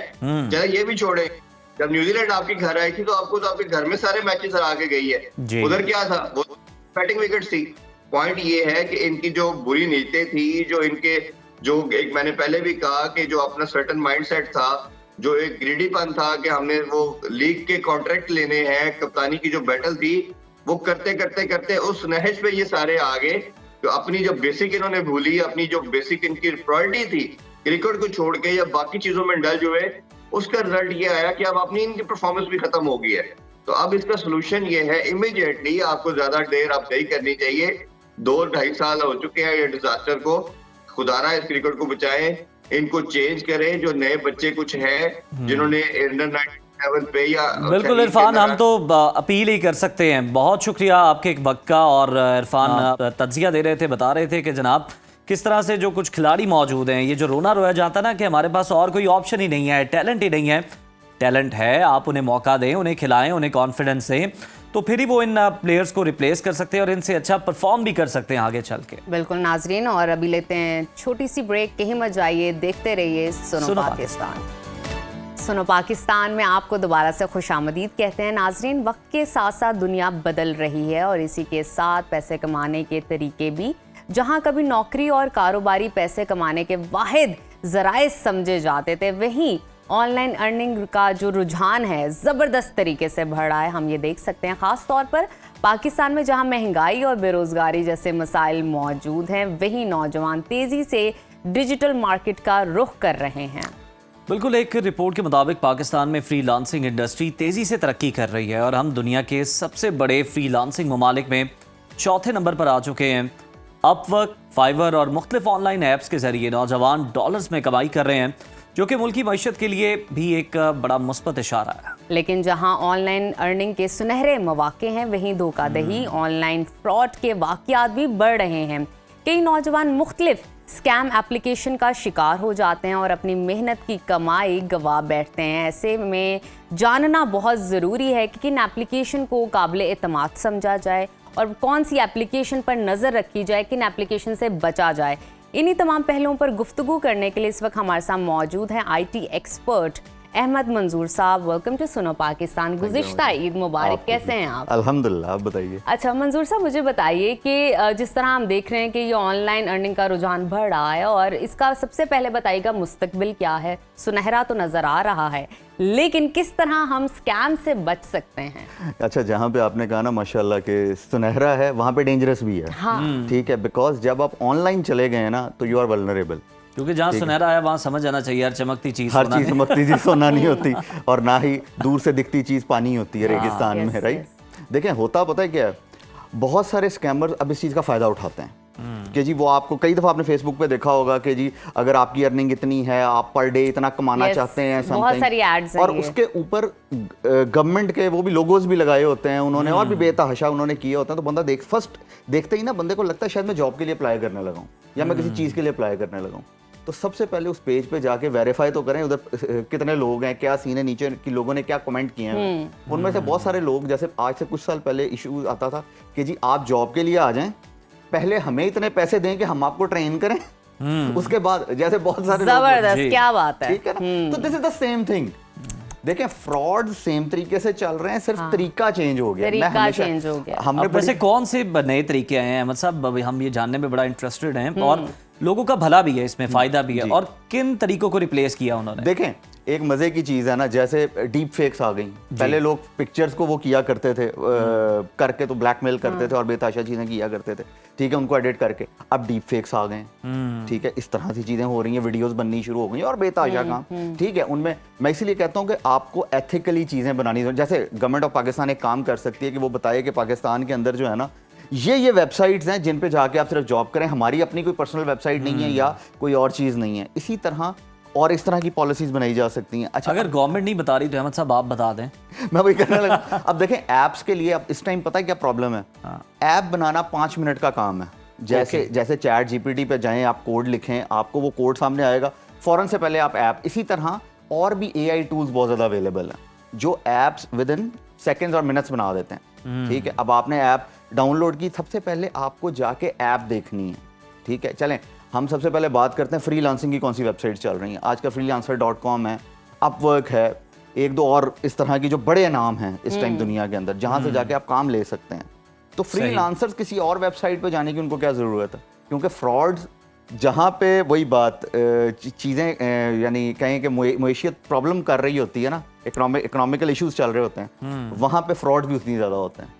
अच्छा, अब मुझे ना ये चीज़ थोड़ा सा क्लियर कर दीजिए हमारे नाजरीन के लिए भी, किस तरह हम स्कैम एप्लीकेशन पहचान सकते हैं? फॉर एग्जाम्पल हमारे वॉल पे कोई चीज़ आती है, जैसे कि अभी कुछ देर पहले आपने जिक्र किया कि वैसे लग रहा है कि जॉब के लिए आप अप्लाई कर रहे हो, बहुत सारे लोग उसको क्लिक कर देते हैं, कुछ लोग नहीं क्लिक कर पाते, जो लोग क्लिक करते हैं उन पर वायरस भी आ जाते हैं उनके मोबाइल में या उनके लैपटॉप में। तो किस तरह हम बच सकते हैं कि किन चीज़ों पे हमें क्लिक करना है, वेरिफिकेशन करनी है, मजीद जाके डिटेल देखना, और किन से मतलब जरूरत भी नहीं है उसको इग्नोर करें? देखें, सबसे पहले तो कोई भी लिंक आए तो उसको इग्नोर करें। अच्छा ज्यादा गौर करने की जरूरत नहीं। रिसेंटली लैपटॉप वाला लिंक बड़ा चल रहा था कि जनाब लैपटॉप के लिए अप्लाई करें। हाँ जी, ठीक है। तो देखें, सबसे पहले तो कोई लिंक आए और सबसे पहले रैंडम आए तो आपको उसको कोई इग्नोर मैसेंजर के ऊपर ये भेजना कि मैं आपको जॉब लगवा देता हूँ, तो उस बंदे से दूर भागे, उसको ब्लॉक करें सबसे पहले। ठीक है, सही है। देन एप्लीकेशन अगर आप कोई डाउनलोड कर रहे हैं तो उसको सबसे पहले देखें कि इसके डाउनलोड्स कितने हैं, कितने लोगों ने इसको इस पे साइन अप किया, भाई ये इन्फॉर्मेशन अवेलेबल होती है। ठीक है। अच्छा, अब तो चीजें और आसान हो गई हुई हैं कि आप एप्लीकेशन का नाम लें, चैट जीपीटी पर डालें, वो आपको बता देता है कि जी ये एप्लीकेशन कितनी को यूज हुई हुई है। बिल्कुल ठीक है। अब रेटिंग बता देती है, रेटिंग बता देती है, फिर उसके बाद इसलिए ये चीजें फेक भी बन जाती हैं, रेटिंग फेक भी आ जाती है, कमेंट्स फेक आ जाते हैं। ठीक है ना, ये सब चीजें हैं ना, यानी दे आर देयर। लेकिन चैट जीपीटी का जो आपने बताया वो हम कर वो आप कर सकते हैं। ठीक है। इसी तरह अब जो वही बात जो मैं पहले कर रहा था, आपको फेसबुक मैसेंजर पे एक भाई बन के या बहन बन के आपको मैसेज करते हैं, जैसे आज से सवा लोड वाली मैं एग्जैक्टली यही मिसाल देने लगा था, मेरे ज़हन में यही आई, मशहूरी इतनी है, मैं सायरा करने लगा था भाई, लेकिन बहरहाल वो जो भी ठीक है, तो लोग उनको पैसे भेज देते थे। ठीक है ना, अब जिस चक्कर में भी भेजते तो थे। तो कहने का मकसद मदद के जज्बे के तहत जी हाँ, वो देखे ना, वो कहते ऐसे थे कि हम हॉस्पिटल में हैं, फंसे हुए हैं। जैसे आजकल वो हर दूसरा बंदा थाने के अंदर बैठा होता है। हाँ। ठीक है, प्रॉब्लम्स आर देयर। जैसे अभी कल परसों की मैं भी जब ऑफ एयर हम बात कर रहे थे तो मैं आपको बता रहा था, मुझे जी एक मैसेज आता है कि जी आप ना, यानी फेसबुक पे एक बंदे ने लगाया हुआ कि अगर मेरी कोई बाद में मैं हैक हो जाऊँ, आजकल बहुत फेसबुक हैक हो रहा है, तो जी मेरी इसको बहुत सीरियस ना लिया जाए अगर मैं उसको जो है ना उस पर सही तरीके से रिस्पॉन्ड ना कर पाऊँ। तो कुछ उसने बाकायदा पूरा मैसेज बनाया हुआ था, तो मैंने उसको शेयर करते हुए उसके ऊपर लिखा था, भाई डबल ऑथेंटिकेशन आ चुकी हुई है, वो लगा लो। जैसे अभी हम बात कर रहे थे कि आपका भी वो होने के, मेरा भी फेसबुक के ऊपर जी मैं कहा कर लो यार, मुझे क्या फर्क पड़ेगा इससे, मेरे तो सारे जेन्युइन लोग हैं, मैंने कौन सा उठा के तो उस पर वो किया। ठीक है ना, तो एक तो ये प्रॉब्लम बहुत ज्यादा है कि हम लोगों ने जो है ना फेक जो लाइक्स हैं, फेक फॉलोअर्स लिए हुए हैं, उसकी वजह से लोग बड़ा डरते हैं। ठीक है जी, ये अकाउंट ना चला जाए, ऐसे ना हो जाए। अब अगर जेन्युइन लोग हैं तो चला भी जाए तो क्या फर्क पड़ता है, दोबारा बना है। अहमद साहब ये बताएं कि फ्रीलांसिंग की अगर हम बात करें तो ड्रॉप शिपिंग और एफिलिएट मार्केटिंग, कंटेंट क्रिएशन, इन सब में फ़र्क क्या है और सबसे ज़्यादा कामयाब मॉडल आप किसे समझते हैं? मैं सबसे ज़्यादा कामयाब मॉडल उसको समझता हूँ कि ना आप बेसिकली अमेज़ॉन पे जाएं, ना इन चीज़ों पे जाएं, अपना ब्रांड खुद बनाएं। अच्छा, यानी आप देखें, मैं हमेशा एक चीज़ को बहुत ज़्यादा प्रमोट करता हूँ कि आप खुद ब्रांड बने, अपनी चीज़ को सामने लेके आएँ, रादर यानी कि एज ए प्रोडक्ट नेशन बने ना आप, प्रोडक्ट मैनेजमेंट नेशन बने, रादर देन कि आप अमेज़ॉन को काम देते जा रहे हैं या और बाकी सारे लोगों को काम देते जा रहे हैं। तो वहाँ पे जाके आप तो एक छोटा सा शॉप खोल लेते हैं, लेकिन ये भी तो सोचें कि अगर आपने उतने पैसे लगा के या जितने भी अपनी वेबसाइट बनाई और अगर आपको ई कॉमर्स की बेसिक्स पता है तो आप अपना काम भी तो बना सकते, अपना ब्रांड बना सकते हैं, लोगों को भी रोजगार दे सकते हैं। ज्यादा एग्जैक्टली। चलें शुरू में आप खुद शुरू करें, 1-2 साल आप मेहनत करेंगे, अकेले काम करें, वही काम करें जो वहां पे कर रहे हैं। मिनिमम 5 साल का आप वो टेन्योर रखें। नहीं, ये आपको मैं बताता हूँ, साइकोलॉजिस्ट कहते हैं जो कहते हैं ना ओवरनाइट, जिसको हम कहते हैं सक्सेस, ठीक है, that take 8 years to be there. ये साइकोलॉजिस्ट कहते हैं, मैं नहीं कहता हूँ। ठीक है, ओवरनाइट जैसे सक्सेस को हम जिसको सक्सेस मानते हैं ना, 8 years हैं उसके पीछे। तो अगर आप, वो हमारे अंदर कंसिस्टेंसी थोड़ी कम, कैसी नाइट है 8 years उसमें दिन रात आप जाग रहे होते हैं तो नाइट ही नाइट चल रही होती है। जैसे अभी आप मेरे से पूछ रहे थे ईद, मैंने कहा मेरा तो सिंपल ही एक सादा, मेरा तो काम पे गया। ठीक है ना जी, तो हम तो उसी तरह ही चल रहे होते हैं, यानी कि और जिस एज में मैं उस टाइम पे तो बिल्कुल ही आपका जो है ना बिल्कुल ऐसे होता सारा कुछ। ठीक है ना, तो देखें, कहने का मकसद ये है कि शॉर्टकट्स तो लाइफ में वैसे ही कोई नहीं है। ठीक है, आपने वो जो कामयाब मॉडल की बात की, आप जिस चीज में भी जाएं उसमें पहले पूरा नॉलेज लें, फिर उस चीज के अंदर घुसे। ये नहीं कि आपने 4 दिन की ट्रेनिंग कर ली और उसके बाद आके जी आप कहते हैं कि नहीं जी मैं तो $1 million कमा लूं। तो ये जो चीजें हैं, सब स्कैम्स की हम पहले बात कर रहे थे, ये बताएं कि अगर कोई बंदा उसका शिकार हो गया है तो वो कहाँ पे जाके उसको फौरी तौर पर रिपोर्ट कर सकता है? वो कोई पहला पैसे कदम चले क्या गए होना हैं, चाहिए उसका? उनकी कोई वापसी का भी इम्कान है या नहीं? कुछ भी नहीं। देखें, इसके लिए साइबर सेल्स अवेलेबल हैं, ठीक है, FIA ने भी बनाया हुआ है, बाकी कंट्रीज में भी इसी तरह होता है। तो सबसे पहले फर्स्ट चीज़ के जाके उनको रिपोर्ट कर दें इस चीज़ को, ताकि आपकी एक रिपोर्ट रजिस्टर हो जाए। लोग नॉर्मली इस चीज़ से भागते हैं, ऑब्वियसली वो there are some reasons, but आपको सबसे पहले ये रिपोर्ट करनी, ठीक है, बिकॉज उनके पास इस तरह का इक्विपमेंट मौजूद है कि वो देख सकते हैं कि क्या हो रहा है क्या नहीं हो रहा। हाँ, वापस आने के चांसेस क्योंकि लोग वही बात, जैसे एक चीज़ चल रही होती है, लोग VPN लगा के बहुत सारे फ्रॉड्स करते हैं, इसीलिए VPN को भी बैन करने की बात की जा रही होती है कई दफ़ा। लेकिन समटाइम्स जब आप ऐप्स को बैन करेंगे तो लोग VPN पे जाते हैं, उसके थ्रू नहीं पता लग रहा होता आप कहाँ से कनेक्ट हो रहे हैं। चले, ये तो पैसे की बात होगी, जो डेटा वगैरह लोगों का वो हैक कर लिया जाता है इस तरह से, उसके रिकवर होने के क्या चांसेस होते हैं?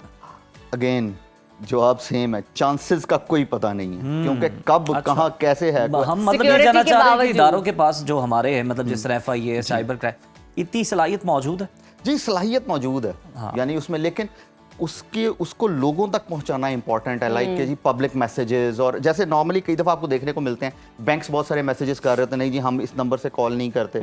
कई दफ़ा आप भी गौर करें, आपको कई दफ़ा कॉल आ रही है, अच्छा मुझे कई दफ़ा बड़ा वो होता है कि यार थोड़ा सा ना जो मैसेज करने से पहले पढ़ लिख ही लेना था, जैज़ के स्पेलिंग लिखा तो JAZ। हाँ, एक दफा थोड़ा सा अपना भी नॉलेज और इन्फॉर्मेशन कंप्लीट कर लो। अच्छा, फिर उसके बाद जब फोन आ रहा होता है ना, तो वो पीछे से बच्चे के रोने की आवाज भी आ रही होती है, बंदा कहता कौन से कॉन्सेंट्रेट में बैठे यार तुम। अच्छा, अब मुझे ना मंजूर साहब ये बताइए, जैसे कि हम जानते हैं कि वो कह दे हमने डे केयर बनाया हुआ है यहाँ पर। और जैसे कि हम जानते हैं कि पाकिस्तान में 64% यूथ है, और यूथ डेफिनेटली अर्न करना चाहते हैं, वो चाहते हैं साथ यूनिवर्सिटी तो चल ही रही है, कुछ कमा लिया जाए, कुछ सीख लिया जाए, कुछ स्किलफुल चीज़ हो जाए, और ऑनलाइन का दौर है। तो अगर ऑनलाइन अर्निंग कोई नौजवान करना चाहता है तो पहला कदम उसका क्या होना चाहिए, सीखने के अमल के पॉइंट ऑफ व्यू से भी और अर्निंग के point of view? Research. The reason is, हमारे पास ना यूनिवर्सिटी में आप जाए ना, आप अभी चले जाएं, उनसे जाके पूछें आप क्या फाइनल ईयर प्रोजेक्ट कर रहे हैं, 90% लोग आपको प्रोजेक्ट बताएंगे हम चैटबॉट बना रहे हैं। 90% लोग, बिकॉज ChatGPT आज से इतने साल पहले बिक गया, उनको लगता है ये भी बिक जाएगा। किसी और से पूछें, कोई नेटवर्किंग ऐप बना रहा है, कुछ डिफरेंट लाओ, कुछ डिफरेंट लेके आओ, उसी के अंदर कोई डिफरेंट ले आओ, ठीक है, सही। तो सबसे पहले तो ये चीज देखनी कि आप अगर आज ग्रेजुएशन स्टार्ट कर रहे हैं तो आपने ग्रेजुएट होना है 4 साल के बाद, तो 4 साल में कितनी टेक्नोलॉजीज और आ जाएंगी, वो जबरदस्त, ठीक है। सही। उसके बाद आप तब तक क्या क्या तैयार कर सकते हैं अपने आप को उस हिसाब से तैयार करें ना। देखें, blockchain, AI, IoT, 5G, cyber security है वो पूरी चेंज होने जा रही है, ठीक है, Web3 पे आ रही है, डिसेंट्रलाइज में चीजें जा रही हैं, तो रिसर्च करना बड़ा इंपॉर्टेंट है। First step is research. उसके बाद जिसको चीज को पकड़े, उसमें स्किल सीखना भी अच्छी बात है, उसके अंदर डिग्री लेना भी अच्छी बात है, अच्छा, बट नॉलेज मिस नहीं करना उसमें। बिल्कुल, आपने सही कहा, रिसर्च बड़ी अहम बात है, और जो ट्रेंड्स है आपने उनको भी फॉलो करते रहना है कि क्या चेंज हो रहे हैं, क्योंकि जो जमाने के साथ नहीं बदलेगा, जमाना उसे बदल देगा। देखें, मैं बड़ी एक सिंपल सी मिसाल देता हूँ, लेकिन वो जो आपने डिफरेंस बताया ना, स्किल और डिग्री और बीच में नॉलेज इज इम्पोर्टेंट। नॉलेज आपके पास होना चाहिए। देखिए, जब तक आप अपने आप को डिफेंड नहीं कर सकते हैं ना किसी चीज के लिए, then you are zero। बेहतरीन, बहुत ही अच्छी मंजूर साहब आपने आखिर में बात की है। 3 इडियट्स मूवी के अंदर ना उसने यही कहा था, हमने मूवी देखी, अपना नॉलेज कंप्लीट रखें। बहुत शुक्रिया आपकी मौजूदगी का, बड़ा अच्छा लगा बात करके। नाजरीन, मंजूर साहब हमारे साथ मौजूद थे, IT एक्सपर्ट, हमें स्कैम एप्लीकेशन के हवाले से इन्फॉर्म कर रहे थे किस तरह हम बच सकते हैं। और बताओ उन्होंने दिया कि आपने कोशिश करनी है कि पहले ही बच जाएं, क्योंकि बाद में रिकवरी का कोई चांस और अपना नॉलेज जरूर पूरा रखें, अपनी रिसर्च पूरी रखिए। तो अभी लेते हैं छोटी सी ब्रेक, देखते रहिए सुनो पाकिस्तान। Welcome back. और अब वक्त हो गया हमारे एक और इंटरेस्टिंग सेगमेंट का, जिसमें हम बात करते हैं टॉप ट्रेंडिंग म्यूजिक की, फैशन, फिल्मों, ड्रामास और आपके पसंदीदा सितारों की। बिल्कुल जनाब, शोबिस की दुनिया की ऐसी ही बात है, हर रोज नए ट्रेंड्स और नई कहानियां जन्म लेती हैं।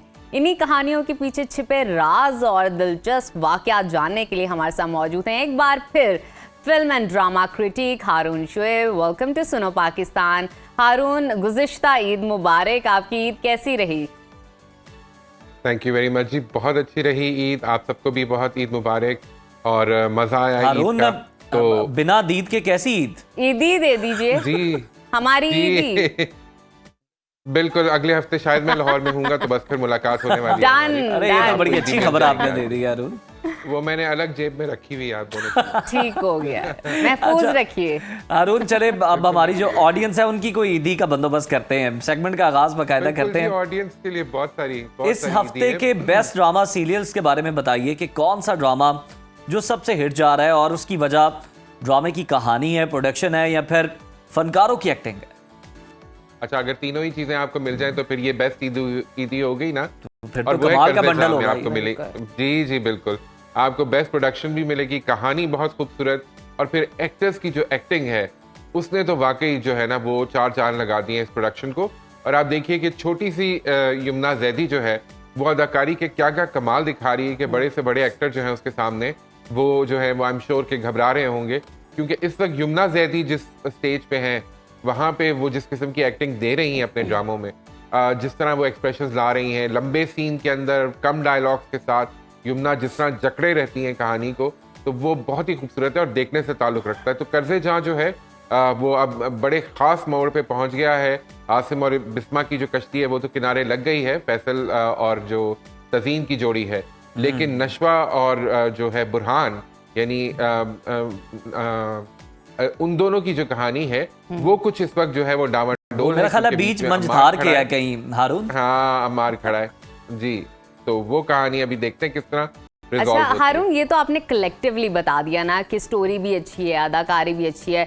अगर हम स्पेसिफिकली सिर्फ एक्टिंग की बात करें तो इस हफ्ते किस एक्टर का ज़्यादा अच्छी परफॉर्मेंस रही और शायकीन की जानिब से बहुत पसंद की गई? बिल्कुल जी, मीम से मोहब्बत के किरदार आसिफ रज़ा मीर साहब जो उसमें किरदार अदा कर रहे हैं। अच्छा, आसिफ रज़ा मीर साहब, मुझे याद है हम छोटे छोटे थे तो उस वक्त तन्हाइयाँ आया था, तो हमसे तो थोड़े सीनियर ही हैं, लेकिन यह है कि क्या खूबसूरत पर्सनालिटी है और क्या खूबसूरत एक्टिंग है। माशाल्लाह माशाल्लाह, अल्लाह ताला उन्हें लंबी ज़िंदगी दे और वो इसी तरह मज़ीद एक्टिंग करते रहें, ड्रामों में काम करें।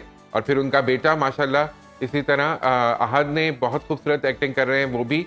तो ये ड्रामा जो मीम से मोहब्बत है, इसमें जो तीनों कैरेक्टर्स हैं और 3 जनरेशंस हैं, आसिफ रज़ा मीर साहब, अहद और फिर मोहित का किरदार अदा करने वाला बच्चा अबू हुरैरा, वो तो इतना क्यूट है कि सब इस वक्त जो है वो मोहित के साथ जुड़े हुए हैं और सब चाहते हैं कि जो मोहित चाहता है वो हो जाए। अच्छा। अगर वो चाहता है कि तलहा की जो है वो रोशी के साथ बॉन्ड बन जाए तो फिर ऑडियंस भी यही चाह रही है, क्योंकि मोहित जो है उसका दिल कोई भी तोड़ना नहीं चाहता। तो बहुत ही खूबसूरत तीनों ये किरदार हैं और तीनों एक्टर्स जो है माशाल्लाह इस किरदार को अपने अपने किरदारों को इतनी खूबसूरती से निभा रहे हैं कि मीम से मोहब्बत में बहुत सारे फ्लॉज हैं और हम उस पर बात करते रहे हैं पिछले हफ्तों में।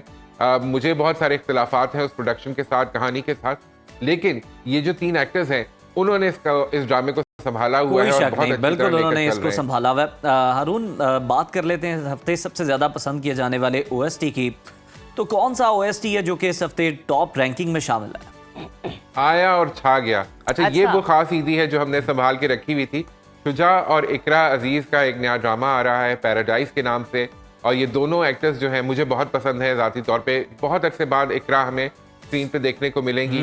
तो ये एक खूबसूरत OST जिसको गाया है अहमद गुल ने और समिया ने। अच्छा हारून, हम सॉन्ग्स की बात कर रहे हैं तो एक अब एंथम का भी जिक्र कर लेते हैं। PSL का नया एंथम जारी कर दिया गया है, जिसके बाद सोशल मीडिया पर एक हमने देखा मिला जुला रद्द-ए-अमल सामने आ रहा है।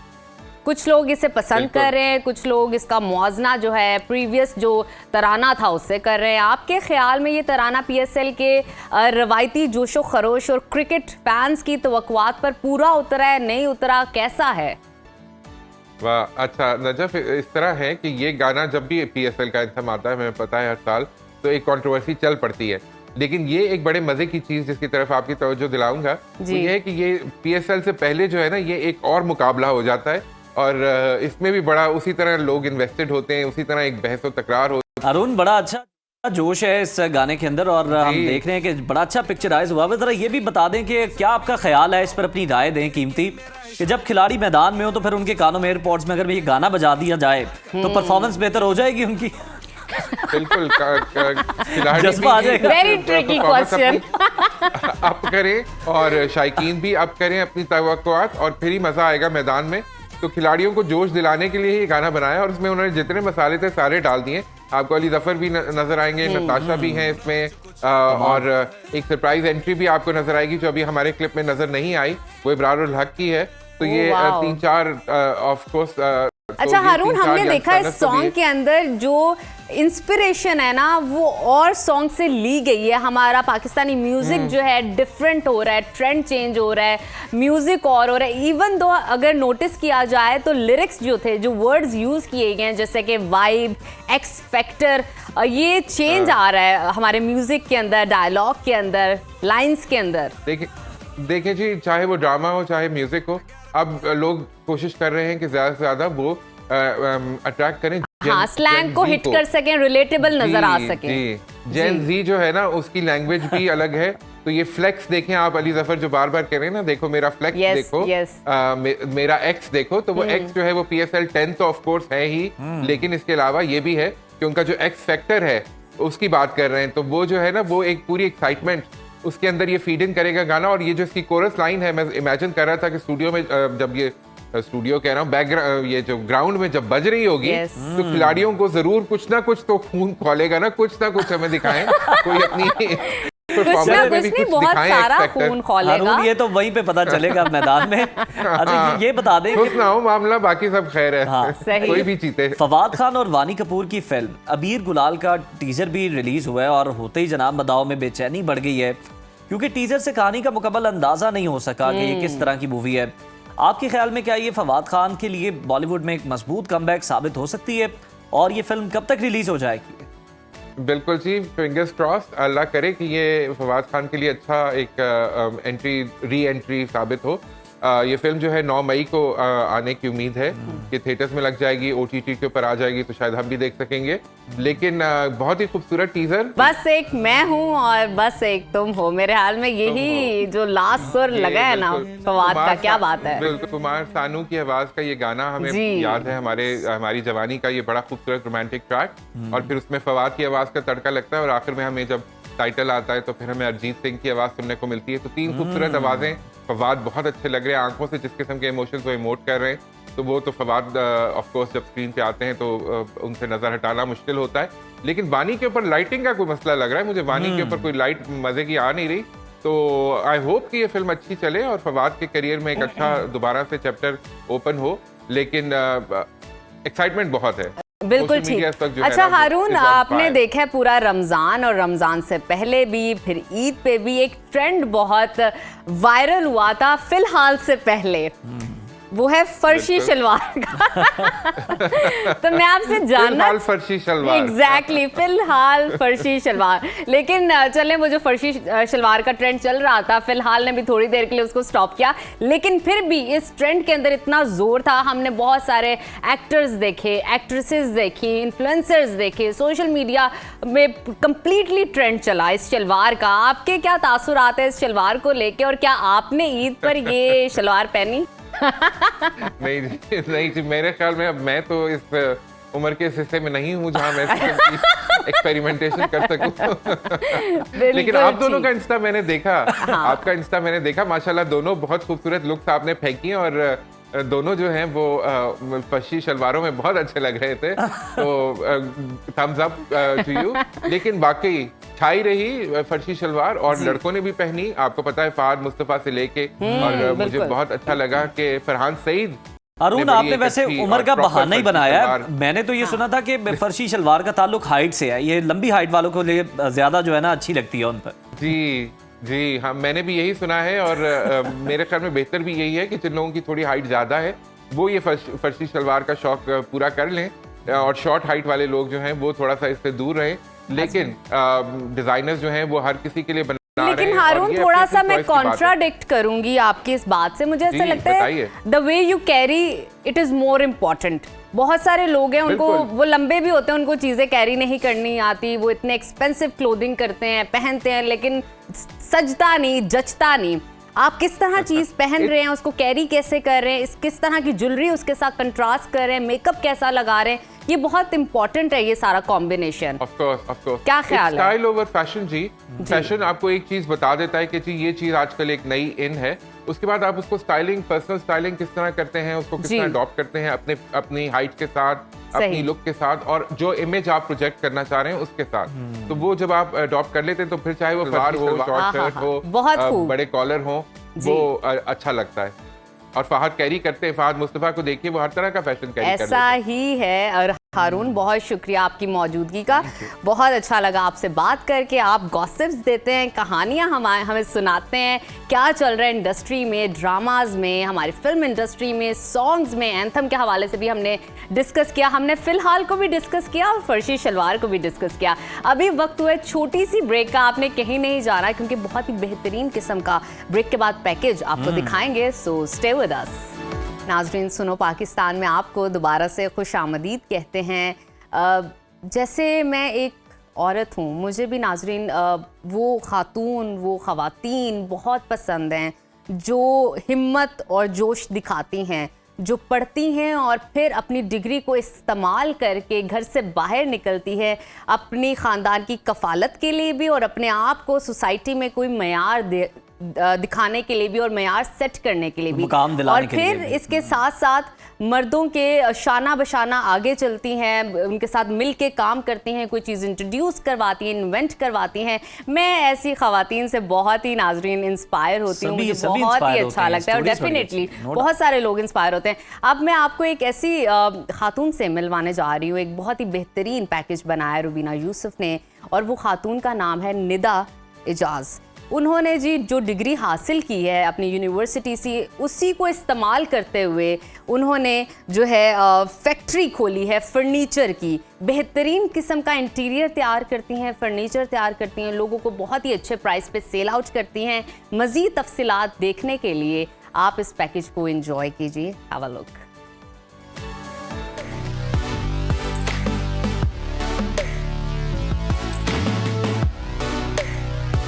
मेहनती और बाहिम्मत ख़वातीन हमारे मुआशरे की तरक्की में नुमायाँ किरदार अदा कर रही हैं, जो मुख्तलिफ शोबों में अपनी सलाहियतों का लोहा मनवा रही हैं। इन ख़वातीन की कहानी जानना बहुत ज़रूरी है ताकि हमें भी पता चल सके कि किन मुश्किलात का सामना करती हैं और किस तरह अपने ख्वाबों को हकीकत का रूप देती हैं। तो आज एक ऐसी ही खातून से मुलाकात करते हैं जो न सिर्फ प्रोफेशनल डिग्री होल्डर हैं बल्कि फर्नीचर डिज़ाइनर हैं, इंटीरियर कंसल्टेंट हैं और क्लाइंट की रिक्वायरमेंट के मुताबिक फर्नीचर बनाती हैं। तो आइए उनसे मुलाकात करते हैं।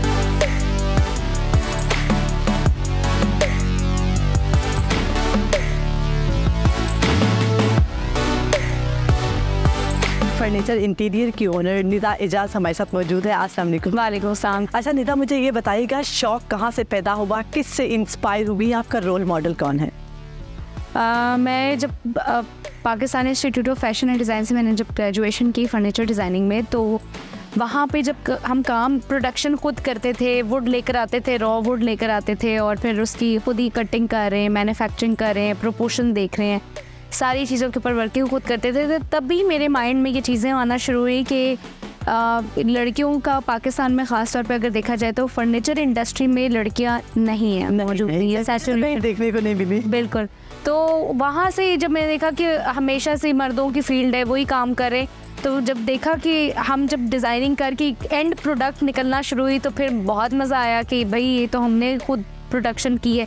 तो वहाँ से बेसिकली जो है ना वो खुद का काम, खुद की थीम बना के एक प्रोडक्ट को बनाना, वही इंस्पिरेशन थी। अच्छा, जैसे लकड़ी बहुत हार्ड टू टच है, हम ऐसे पकड़ें तो मतलब मुश्किल है इसको काटना, फिर इसके औजार्स बड़े मुश्किल हैं, कभी आपको चोट लगी हो?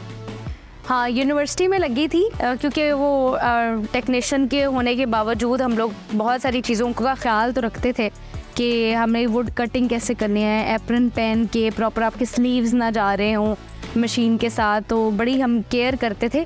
लेकिन इसके बावजूद भी ना कई चीज़ें ऐसी होती हैं क्योंकि आप स्टार्ट में मास्टर तो नहीं होते ना किसी मशीन को यूज़ करने में, तो वो लर्निंग फेज़ के दौरान ना बहुत सारी ऐसी चीज़ें हुई कि कभी वुड कट के कोई प्लैंक, कोई छोटा सा जो है ना, वो एक दफ़ा मैं कटिंग कर रही थी, छोटे छोटे ब्लॉक्स मैंने कट किए, तो ना मैं मशीन प्लैंक्स कट करने वाली एक बैंड सॉ मशीन होती है, तो वो उसमें मशीन में जब गया तो वो आके मशीन बंद होगी बीच में और वो पीस आके मुझे हिट किया। तो वो काफ़ी सारी चीज़ें जो है ना वो देखनी होती हैं कि एहतियात बहुत ज़रूरी है। अच्छा निदा, ये बड़ा एक डिफ़िकल्ट फील्ड था कि इसमें मेल लेबर्स बहुत ज़्यादा होती है। बिल्कुल। कहीं आपके साथ कोई ऐसा वाक़या पेश आया हो कि आप एकदम इनसिक्योर हो गई हूँ या आपके अंदर कोई एक खौफ आ गया हो कि यार इतने ज़्यादा मेल्स हैं, मैं एक अकेली खातून हूँ, कभी कुछ हो जाए, कभी ऐसा कोई वाक़या? ये चीज़ इसलिए नहीं थी क्योंकि यूनिवर्सिटी में ऐसी स्टडीज़ थी, फिर वहाँ से जब फैक्ट्रीज़ में जाना होता था तो हमें बेसिकली इतना कोई टफ टाइम नहीं मिल रहा होता था, क्योंकि हम एक को एजुकेशन सिस्टम से जाके अपनी एक लेबर में देखते थे, तो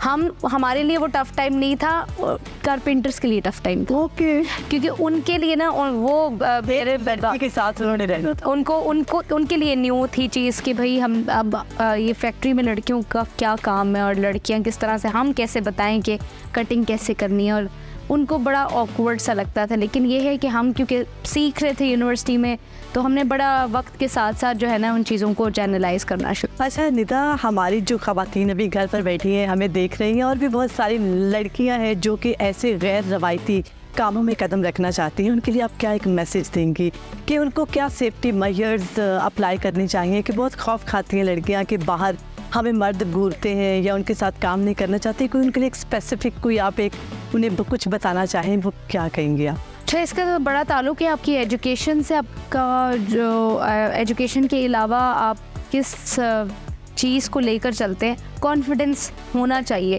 क्योंकि अगर आपके अंदर शाइनेस है, आप यही चीज़ें अपनी सारी ज़िंदगी अपने ऊपर लेकर चलते रहेंगे कि मुझे कोई देख ना ले या मुझसे कोई ऐसी बात ना करे, आपके अंदर कॉन्फिडेंस होना चाहिए।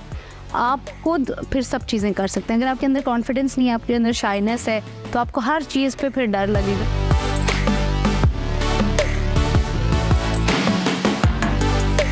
अच्छा निदा, बताइएगा यहाँ पर क्या चीज़ें मैन्युफैक्चर हो रही हैं? यहाँ पर डिफरेंट क्लाइंट के ऑर्डर्स के ऊपर वर्किंग हो रही है। लेबर से जब हमारे वुडन प्लैंक्स कट जाते हैं तो फिर हमारे बाहर वाले सेक्शन में जाते हैं जहाँ पे हमारे मशीन्स लगी हुई हैं, वहाँ पे वुड कटिंग होती है। वुड कटिंग होने के बाद यहाँ पे सारे आर्टिकल्स आते हैं और फिर उसकी असेंबलिंग, और जो कारपेंटर्स हैं वो इस सेक्शन के अंदर काम करके प्रोडक्ट को एक शक्ल देते हैं। अच्छा, यहाँ पर हमें कुछ टेम्पलेट्स और ये स्ट्रक्चर्स नज़र आ रहे हैं, क्या ये यूजलेस है?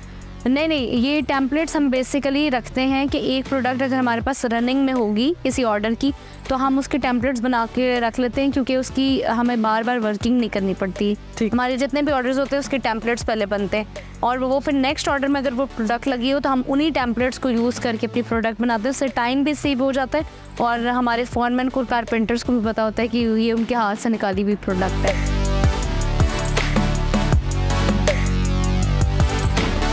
अच्छा, मुझे ये बताइए ये क्या चीज़ें हैं, और ये आपने ये चेयर की बैग है। ये चेयर की बैग है। ये बेसिकली प्लाई जो है ना वो राउंड करके उसको फिक्स करते हैं चेयर की बैक पे। अच्छा, कभी कोई एक ऐसी चीज़ जो आपने बनाई हो और आप बहुत सेटिस्फाइड हूँ कि यार ये बहुत ही एक अच्छा मैंने फर्नीचर तैयार किया है? अगर मैं आपको कहूँ तो बहुत सारे आर्टिकल्स रेगुलर बेसिस पे आर्टिकल्स वो निकल रहे होते हैं जो सारी ऑलमोस्ट पसंद आ रहे होते हैं, क्योंकि एक चीज़ को जब डिज़ाइनिंग के हवाले से देखा जाए तो एक एक चीज़ की प्रोपोर्शंस को, उसकी फिनिश, उसकी फैब्रिक को मद्देनज़र रख के और थीम के अकॉर्डिंग बनाया जाता है। तो हर आर्टिकल इतना आउट क्लास होता है और बड़ा मज़ेदार होता है कि वो हर चीज़ पे ना नज़र ठहरता है।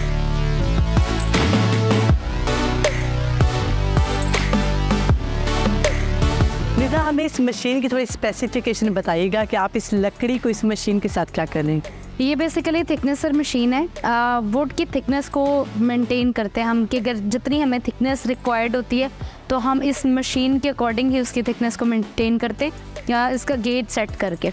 अच्छा, तो ये जो सारा बुरा फैला हुआ है ये इसी मशीन की बदौलत? जी बिल्कुल। अच्छा, अब हम चल इसी जाती है ना वुड इस मशीन के अंदर से जितनी आपको रखनी होती है, जितने थिकनेस में रखनी होती है, वो उसको तराश देता है वुड को, तो वो तराशी भी जो है ना वो पूरा कंप्लीट भूरा बन जाता है। अच्छा, फॉर एग्जांपल किसी एक बंदे ने आपको, जैसे वुड बाहर पड़ी है, आपने एक चेयर बनानी है, तो क्या क्या उसका प्रोसेस होता है, हमें ज़रा वो थोड़ा ब्रीफली बताइएगा, वो किन किन मराहिल से गुजर कर चलता है? सबसे पहले जो प्लैंक्स कट के आते हैं, उसके बाद ना एक प्रोडक्ट की डिज़ाइनिंग के लिए हम उसके ऊपर उसकी साइजिंग करते हैं, वुड के ऊपर कटिंग करते हैं। फिर जब वुड की कटिंग हो जाती है तो फिर एक बेसिक चेयर की पिक्चर आ जाती है हमारे कारपेंटर्स और हमारे फॉरमैन के, ड्राफ्ट्समैन के पास। उसके बाद वो उसकी प्रोडक्शन लकड़ी में से जो है ना वो उस कुर्सी के फर्मे बनाना शुरू करते हैं, टेम्पलेट्स रखते हैं। उसके टेम्पलेट्स जब रेडी हो जाते हैं तो फिर उसका स्ट्रक्चर बनाना शुरू करते हैं। स्ट्रक्चर जब कंप्लीट हो जाता है फिर वो पॉलिश और फिनिश की फेज में। और यहाँ पर मैंने देखा है और आप बता रहे थे कि फाइनल जो है एक फॉर्म वो भी यहाँ पर मौजूद है, तो हम वो देखते हैं कि चेयर की जो फाइनल एक जो शक्ल है वो क्या आई है। तो आइए चलते हैं।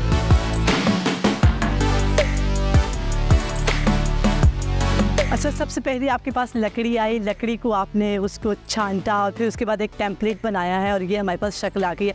इसके बाद अब ये कहाँ जाता है? अब ये जो कारपेंटर सेक्शन से निकल के अगर मॉडर्न आर्टिकल है तो ये जाएगा पॉलिश के ऊपर, फिर पॉलिश के बाद फिर इसके ऊपर फैब्रिक का काम स्टार्ट हो जाएगा। ठीक है, तो हम वो भी डिपार्टमेंट विजिट करते हैं।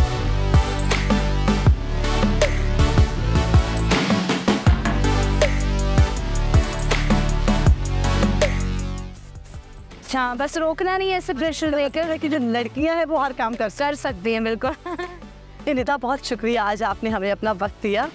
और जैसा कि आपने देखा है कि मेहनत, लगन और जज्बे के साथ आप किसी भी मैदान में कामयाबी हासिल कर सकते हैं।